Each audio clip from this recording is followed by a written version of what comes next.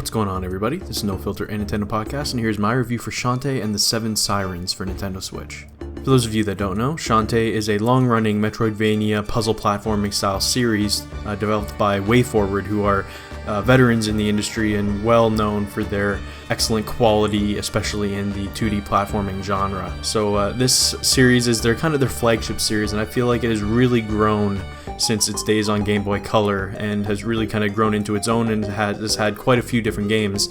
I didn't actually play the last game, Half Genie Hero. The last game I did play from Shantae was Pirate's Curse, and I really loved it. So jumping into into Shantae and the Seven Sirens here is a little bit interesting for me because I haven't really jumped into a Shantae game with clean, illustrated, drawn artwork like this. It was always pixel art before. So if you are new to this series, you don't really need much of a backstory for these. The stories are never too serious and into it, but if you do have some background knowledge of some of the key players and key characters throughout the series, I think you'll have a little bit more enjoyment with this. There's some callbacks and some kind of witty banter that kind of goes back and forth of like long-running in-jokes and stuff like that you might not understand on the first playthrough, but I don't think you really need to have played any other Shantae games to really get enjoyment out of this one.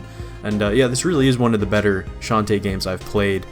The quality of life improvements they've made over the course of the series has really kind of came to a head here, and just playing through this game is kind of such a smooth experience. You know, the controls work really well, everything runs smoothly, everything is very smooth, whereas before you would see that a lot of the upgrades and the special powers that you would have and stuff like that required you to basically slow down the game, do an action, takes like 5 seconds to do, and then something will happen on the screen, whereas now everything happens automatically at the click of a button type thing.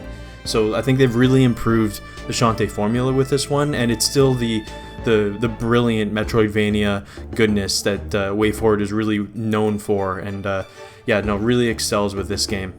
As far as story goes and presentation-wise, the game is beautiful, beautifully drawn. They have a lot of animated cutscenes throughout. It's really high quality. This is not a cheap indie game in any stretch of the imagination for a lot of people that might be turned off by some games like this. This is high quality, really good animation, and some really good character. I really love the design of these characters, and the transition from pixel art to the hand-drawn is really nice. It looks fantastic. The music, while it's not done by Vert, one of the best composers in video games, he usually does WayForward games. I don't know why he's not on this one, but whatever company they did have that kind of replicated his sound did a really good job. It does sound really good throughout the whole game. Lots of variety, all the different areas have it. It's really well done. As far as the story goes, again, just very basic.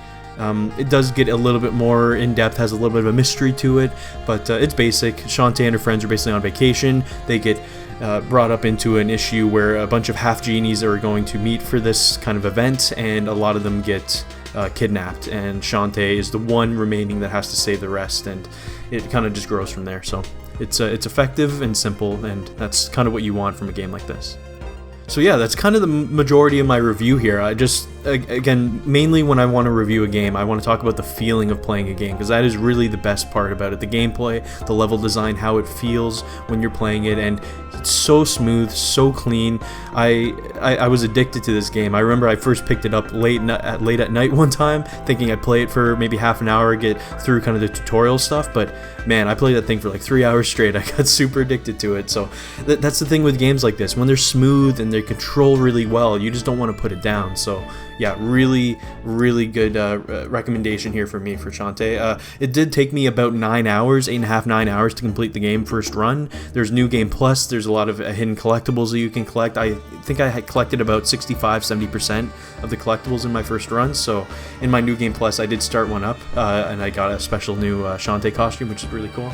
I'll try to get 100%. So yeah, that's my review for Shantae and the Seven Sirens. It's really good game, and as you guys know, it's a WayForward game, so the level design is really well made, and again, the fact that they switched it up to make it more smooth and clean and quick without less pauses throughout the game really benefited this, and in my opinion is the best Shantae game ever made so far. So yeah, good job, WayForward, and I do appreciate the review code.